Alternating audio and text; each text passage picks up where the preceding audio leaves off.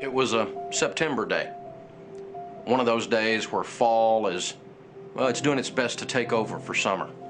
I was locked down in my office. I had do not disturb signs on everything, and I was trying to meet a deadline on one of these books for one of these publishers. Get things written up, and you know, if I get interrupted, I can't stay on task. My assistant came in and said, "Dave, there's a guy outside in the reception area that wants to meet you." And I said, "Well, I'm kind of busy here. I'm kind of locked down. I'm trying to meet this deadline." And she said, "Well, I think this is important." And well, I know by now if she thinks it's important that I need to go check it out. I admit my attitude wasn't perfect, but okay, I'm gonna go over here and put the happy face on, and I'm kind of grousing across the lobby and been interrupted. You know how it is. Everybody's kind of that way, I guess. I get over there, I walk into our reception area, and this young guy stands up in the middle of September with a stocking cap on. And his pretty little wife stands up beside him, and I said, "Well, hi, I'm Dave." And he said, "My name's Steve. I'm Steve Manus."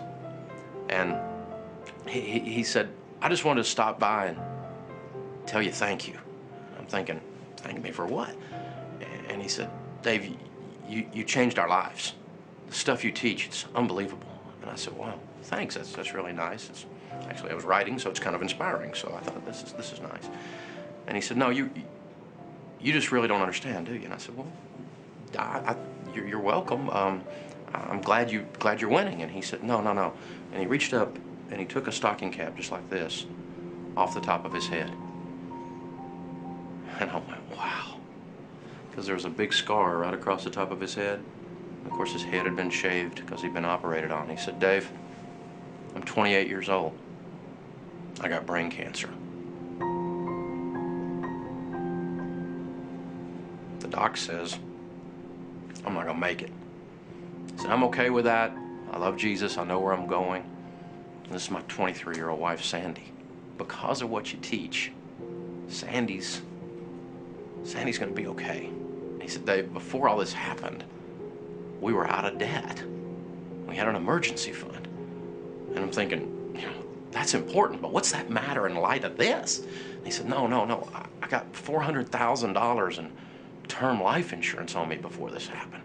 Sandy's gonna be okay. And we got an HSA, we got a good health savings program, and so 100% of my medical bills have been paid, and everything's gonna be okay financially." He said, "You don't know how much easier it makes it to fight cancer when you're doing it from that kind of a setting. Thank you." Well, Steve Manus and I became friends right then. And we walked with him and Sandy as they fought the cancer. And you know how fighting cancer is. It comes back, and then you think you're gonna beat it, and then it comes back again. And I wrote about them because of the importance of insurance in one of my books. And a wealthy friend of mine read the story and anonymously gave them the gift of a 7-day cruise in the Caribbean. How cool is that? That's the way you're supposed to do stuff, you know? Well, November 17th, Steve came by the office with his dad and sat in on our devotionals. He just became a friend to everybody on our team. You know, we prayed with him, and he was an inspiration. He was something else. 11 days later, 4:30 in the afternoon, we lost Steve Manus.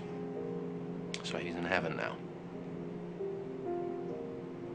You know, I don't always understand how things work, and I guess when I get to heaven, I'm going to ask God about these things. Because if he had lived just 3 more days, we'd have been able to introduce him to his son, Whitten.